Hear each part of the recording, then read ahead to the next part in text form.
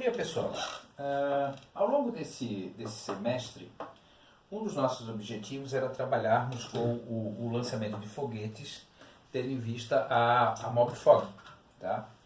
Como infelizmente não houve essa possibilidade, vamos começar, eu penso pelo menos em falar um pouco para vocês sobre tudo isso. Então vamos pensar o seguinte, tá? Pensa que isso aqui é o solo, tá? Imagina que isso aqui é uma linha reta, ok? E aqui está o meu foguete. Só que esse meu foguete hoje, eu vou representar aqui por um pontinho, tá certo? Então isso aqui eu estou representando um foguete numa situação ideal. Depois nós vamos discutir algumas ponderações sobre a situação real dele, tá certo? Então você posiciona o foguete num determinado ângulo e esse foguete é lançado com uma determinada velocidade, ok? Bom, essa velocidade faz com que o foguete faça esse movimento aqui, ou algo parecido. Bom, esse foguete, essa trajetória, essa linha que o meu foguete vai descrever, ela é uma parábola, tá certo? E essa parábola, ela vai obedecer aquela minha função lá que você viu na matemática, né? Y igual a ax ao quadrado mais bx mais c. Ok? Bom, nesse momento aqui eu não vou estar muito preocupado com isso, mas vamos nos preocupar com a parte da física. Bom, o que acontece? Por que esse objeto faz isso o tempo todo? Vamos lembrar que se o objeto está aqui, se o objeto está aqui, se o objeto está aqui, aqui, ou aqui, ou aqui, ou já chegou aqui no solo, ou está aqui no ponto de lançamento, tá? Em todo esse momento, ele está sob ação da aceleração da gravidade, tá certo? Bom, vamos lembrar que essa aceleração da gravidade, ela é voltada sempre para o centro da Terra, ok? Então, essa aceleração da gravidade faz com que, de acordo com a lei de Newton, força resultante é igual a massa vezes aceleração. Esse meu objeto que vai ser lançado, ele está sob a ação da força-peso, que vai ser massa vezes aceleração gravitacional. Então, essa força-peso é que vai fazer com que o objeto seja atraído pela Terra, tá? E tenha esse comportamento. Se por acaso não houvesse a existência da força-peso, simplesmente esse objeto iria em linha reta para onde eu apontasse ele desde o início, tá certo? Só que agora a gente precisa ter e analisar algumas coisas. Por exemplo, essa velocidade, como é que a gente trata ela? Bom, então vamos começar pensando na velocidade assim. Eu tenho aqui o meu solo, aqui está o meu objeto e aqui está a minha velocidade. Tá?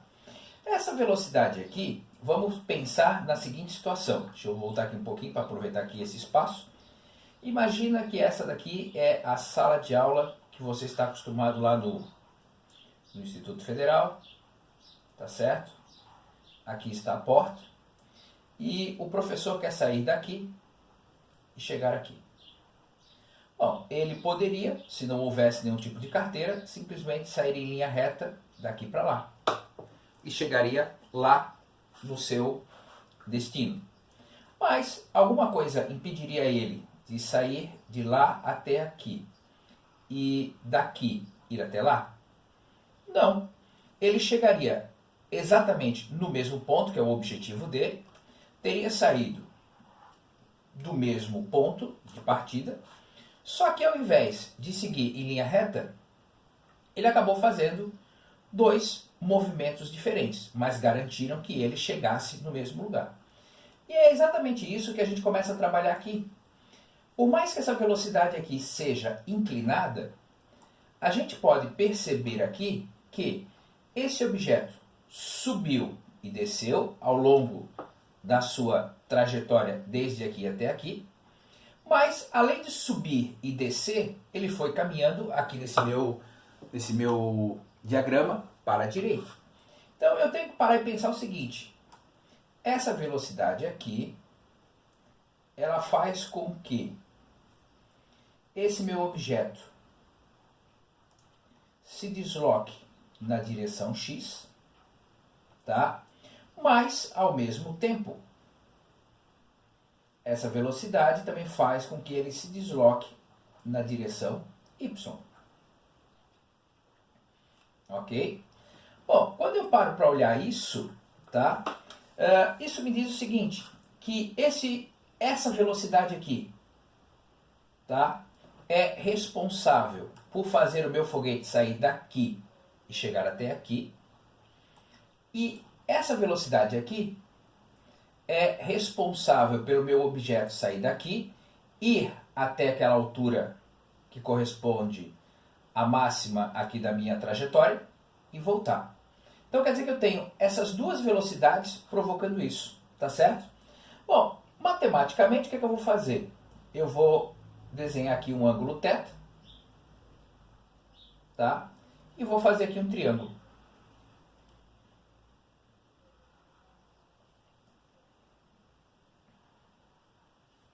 Esse triângulo aqui, ele é um ângulo reto. Aqui está o ângulo θ. Esse comprimento aqui é a minha velocidade v. Essa altura aqui é a minha velocidade vy. E esse aqui, horizontal, é a minha velocidade vx. Tá certo? Então, se eu paro para pensar nas relações trigonométricas do triângulo retângulo, seno de θ, ele é o cateto oposto dividido pela hipotenusa. Quem é o cateto oposto? É aquele cara que está lá na frente. Quem é a hipotenusa? É aquela que está lá na frente do meu ângulo reto. Então vai ser meio VY sobre V. Bom, se eu paro para olhar aqui, olha só o que ficou. Seno de θ é igual a VY sobre V. Eu posso pegar essa velocidade V, passar para lá multiplicando, tá? E eu vou obter o seguinte, que o meu VY vai ser o V vezes o seno de θ. Isso significa dizer que eu já tenho um valor para essa minha velocidade VY, tá certo? Agora, se eu vou fazer a mesma situação para calcular o Vx, aí eu tenho que pensar na outra identidade, na outra função trigonométrica, o cosseno de θ, que é o cateto adjacente sobre a hipotenusa. Quem é o meu cateto adjacente? Vamos aqui no meu triângulo. O cateto adjacente é aquele que está ao lado do ângulo θ, então Vx. Então eu vou ter Vx e a minha hipotenusa não muda, é o V. Então vai ficar assim, cosseno de θ é igual a Vx sobre V, tá? Se eu faço aquela operação matemática, tá dividindo, vai para lá multiplicando, o meu Vx ele vai ser o V vezes o cosseno de θ. Bom, se você para olhar o que é o seno de θ e o que é o cosseno de θ, você pode ir na calculadora e calcular isso, ou você pode ir lá numa tabela e encontrar quanto que é ou qual é esse seu valor, tá certo? Bom, então agora o que acontece?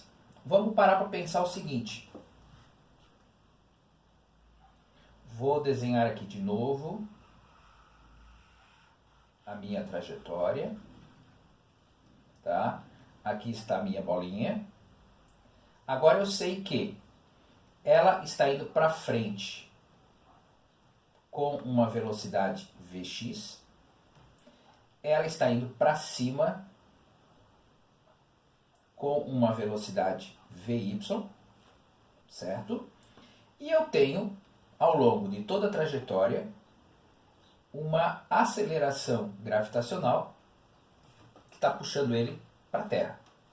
Bom, se eu faço aqui o meu eixo Y e aqui o meu eixo X, perceba que essa velocidade, essa aceleração gravitacional, ela vai ser o quê? Negativa, por estar oposta àquilo lá. Bom, mas agora vamos pensar o seguinte. Na velocidade, na direção x horizontal, então, na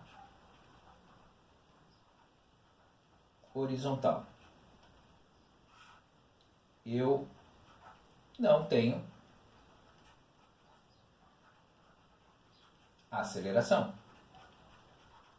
Se eu não tenho aceleração, o que acontece? A minha velocidade, ela é constante. E se a velocidade é constante, o meu delta x vai ser a velocidade vezes o tempo. Ou o meu delta x, ele vai ser o meu Vx vezes o tempo. Vamos lembrar que o meu Vx eu já calculei aqui. Opa, deixa eu voltar aqui. Está aqui o meu Vx.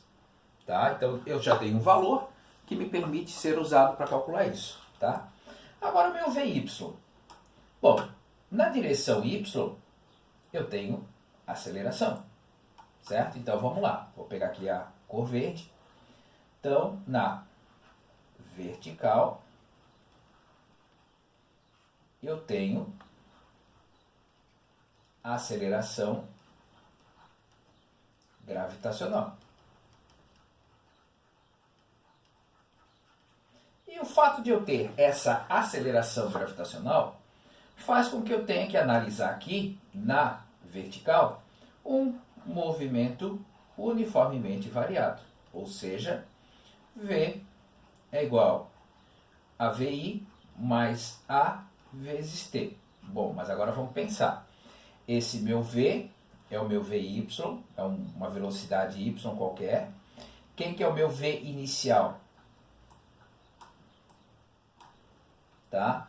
É essa velocidade aqui, só que aí para não confundir, me perdoem, eu vou botar aqui um V0Y, tá certo? Para não dar problema. Tá? Então vai ficar o V0Y. A aceleração é a aceleração gravitacional. Só que essa aceleração gravitacional, o que ela é? Ela é negativa. Então, menos G vezes T. Tá certo? Quando eu paro para pensar numa outra equação que a gente possa usar aqui, eu tenho aquela. Delta x é igual a V0 vezes T mais AT ao quadrado sobre 2. Bom, aí agora vamos pensar. Eu não estou mais trabalhando com o eixo X. Estou trabalhando no eixo Y. Então vai ficar assim. Delta Y é igual V0 V0Y, que é esse daqui, vezes T, menos G, que é a minha aceleração, vezes tempo ao quadrado sobre 2. Tá? E a última equação que a gente usava no movimento uniformemente variado, Torricelli. V ao quadrado é igual a V0 ao quadrado mais 2 vezes A vezes delta x. Fazendo os devidos ajustes, V ao quadrado é igual, Vy ao quadrado, perdão, vai ser igual ao meu V0y ao quadrado menos 2 vezes G. Como G é negativo, eu coloquei esse menos aqui, vezes o delta y. Tá certo? Muitos livros eles tratam o delta y como sendo a altura, tá? Mas aí tá tudo tranquilo. Então vamos pensar aqui agora. Aqui eu tenho o meu movimento, tá? E eu sei que esse meu objeto, depois que eu soltar, ele vai fazer isso. Nós vimos que no eixo x, a minha velocidade x é sempre igual. Então aqui a velocidade x, aqui eu tenho a velocidade x, velocidade x, velocidade x, sempre do mesmo tamanho. Agora, na vertical, à medida com que eu subo, vamos pensar você jogando uma chave para cima. Ela não vai infinitamente para cima, ela vai até uma certa altura e volta. Então o que acontece? Na vertical, essa velocidade vai diminuindo, vai diminuindo, vai diminuindo, até que aqui a velocidade y seja zero. Onde que vai ser zero? Isso vai ser zero na altura máxima. E depois ela começa a voltar a crescer de novo até chegar aqui. Tá certo? Então, olha só. Na subida, a velocidade y diminui. Na descida, a velocidade y aumenta. E eu posso dizer para você assim, ó, que se eu pegar duas alturas iguais, tá? Essa velocidade y para cima vai ter a mesma intensidade, o mesmo tamanho da velocidade y para baixo nesse ponto aqui, tá certo? Então isso é o que acontece. Agora, esse ponto aqui, ele acaba se tornando algo bem especial. Por quê? Olha só o que acontece. Nós temos aqui as três equações da vertical. Só que eu sei que na altura máxima,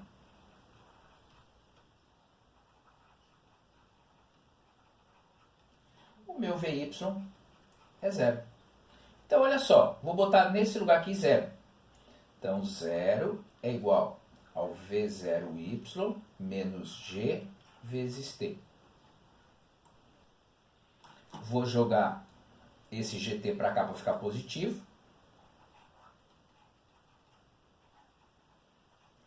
Então, o G vem para cá dividindo. O que representa esse tempo aqui? Esse aqui é o tempo que ele vai gastar na subida.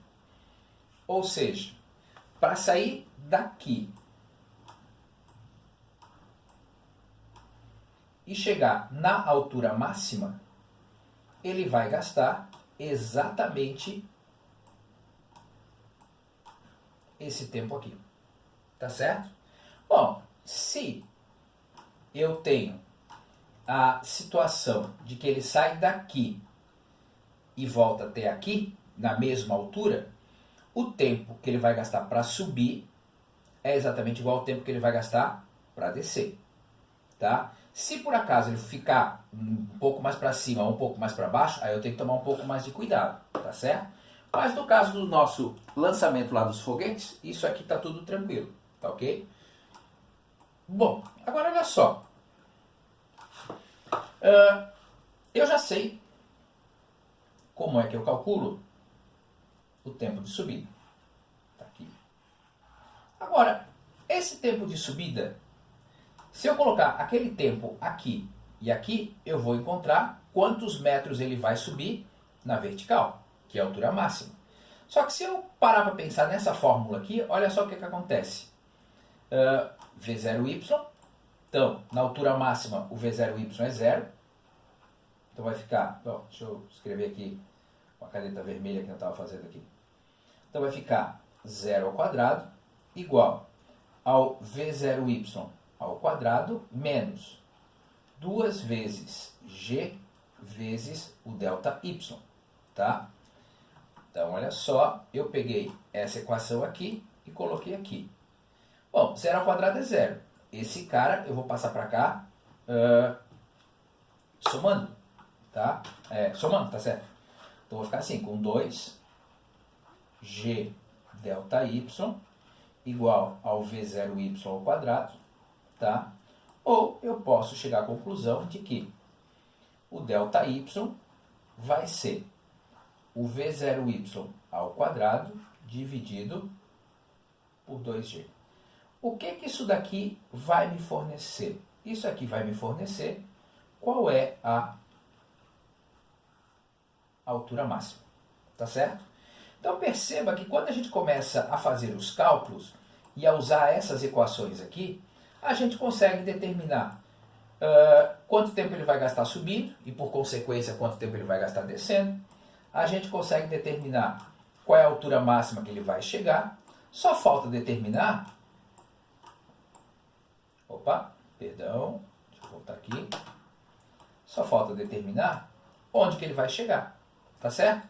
E onde que ele vai chegar, a gente acaba fazendo assim, tá? Então, aquilo que a gente chama de alcance, tá? Ele vai ser ΔX, que é igual a Vx vezes o tempo, tá? Então, o ΔX, ele vai ser Vx vezes 2 vezes o tempo de subida, porque ele vai subir e descer, né? E quanto que vale o tempo de subida? Vale V0y sobre G. Então, vai ficar ΔX igual a Vx vezes 2 vezes V0y sobre G. Ou, se eu ajeitar aqui um pouquinho mais, tá? O ΔX, ele vai ser 2 vezes Vx vezes o V0y sobre G. Bom, a gente pode dar mais uma ajeitada nisso daqui, tá? Mas nesse momento, como ali o pessoal da primeira fase ainda não viu muita coisa de trigonometria, por enquanto eu vou ficar só com isso daqui. Então você conseguiu perceber que a gente conseguiu calcular quantos metros ele vai para frente, quantos metros ele sobe. A gente conseguiu perceber que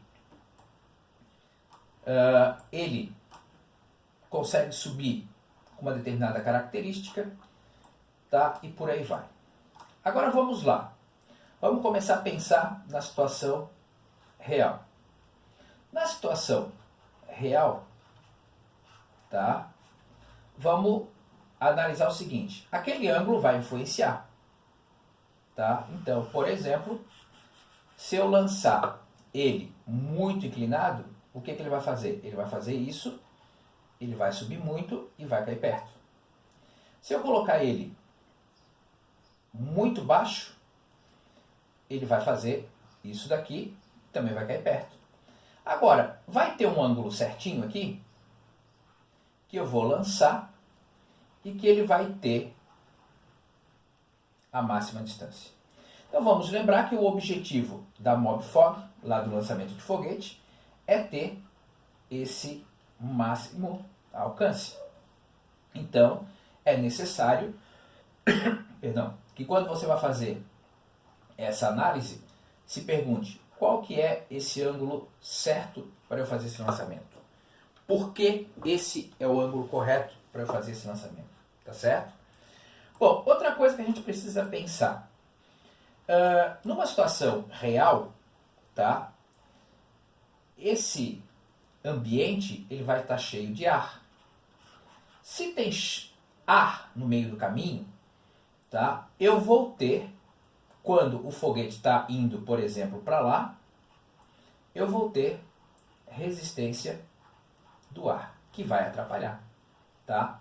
Bom, aí entram aquelas questões. Tá, o meu foguete,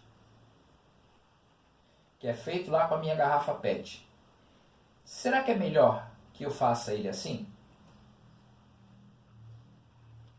Será que é melhor que eu faça ele como se fosse uma parábola?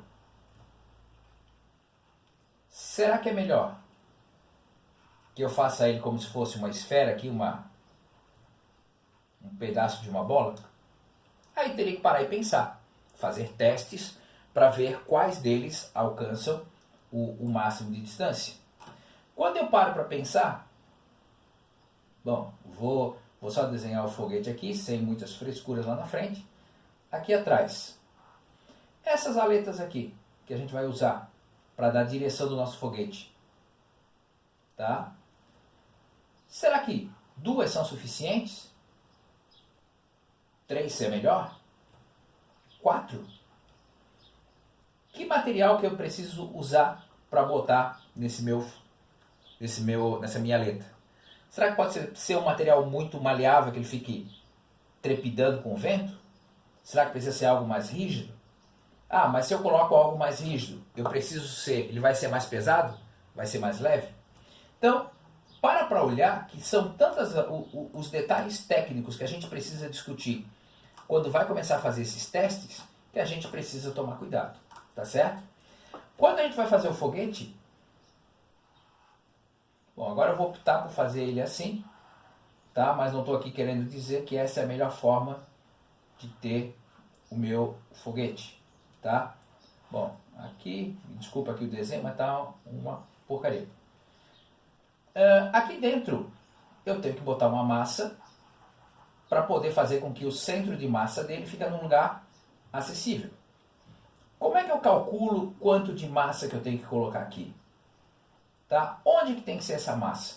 Como é que eu vou poder parar e pensar onde que tem que ficar esse centro de massa dele aqui, esse centro de pressão?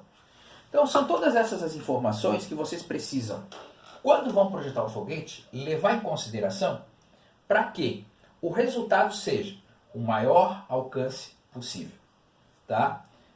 Quando a gente pensa aqui na resistência do ar, pelo menos lá na Mobfog isso é bacana, né? Que você lá lança todos os foguetes mais ou menos ao mesmo tempo. Por quê? Se dependendo uma equipe tiver mais vento contrário do que outra, ou mais vento a favor do que outra, pode ser que uma determinada equipe seja ajudada por isso mais do que outras. Então, são todas as situações em que a gente precisa parar e pensar em como levar tudo isso em consideração. Pessoal, eu espero que tenha contribuído um pouco aí para os estudos de vocês, tá? E que qualquer coisa a gente vá conversando aí, já que esse ano não vamos ter a Mobfog, infelizmente, mas que de repente no ano que vem a gente possa fazer uma boa equipe aqui do IFSC São José para ir para o Rio de Janeiro. Grande abraço para vocês, tchau, tchau.